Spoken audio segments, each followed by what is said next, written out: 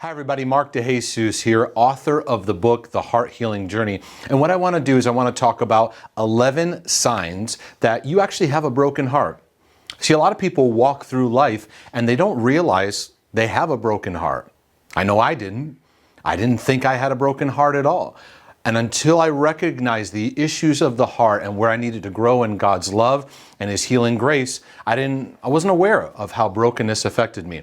But here are some things in your life. If you're manifesting some of these things, it is a sign it's time to deal with some underlying brokenness in your life, and let God heal, mature, and bring transformation to those areas. The first one is if you find yourself, you have a lot of mood swings and a lot of mood changes in your life. Now, of course, many of these things could get into what we would call the mental health category of things in life, but I want to simplify and direct it all back to the life of the heart.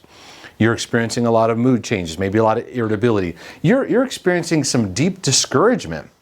Maybe it's moving into depression. And there's things that you've gone through and experienced that you've pushed down, you've suppressed, and it's time to deal with it. It's time to face it in the love and the grace of God. You've got some chronic anxiety. Now, for me, this was my area of allowing God to heal my broken heart. Now, it took some time to realize the anxiety was a symptom of where I was lacking love in my life, especially the love of God.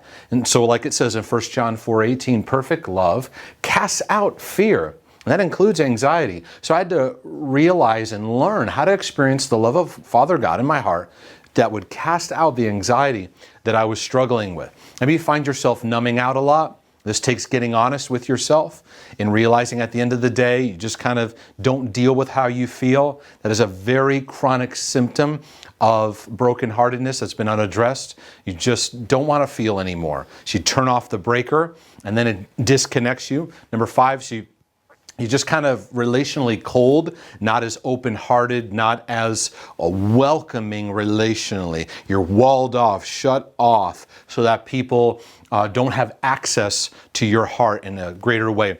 I notice in my life, if there's elements of cynicism or distrust that really rises up, if you find yourself just getting jaded and cynical about certain subjects and you lack grace and empathy and love, it's a sign there's brokenness that's there that could just get progressively bitter and could get cold, and it's showing a sign the heart needs attention.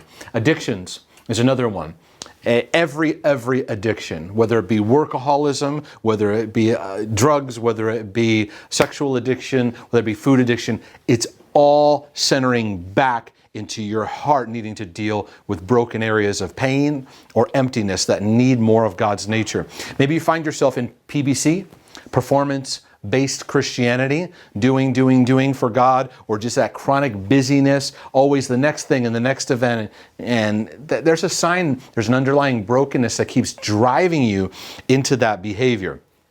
Chronic confusion, double-mindedness, where you just can't seem to get that clarity in your life, can be a sign that God needs to heal some brokenness in your life. Stress that just keeps going and going and going, a lifestyle of stress, never-ending stress.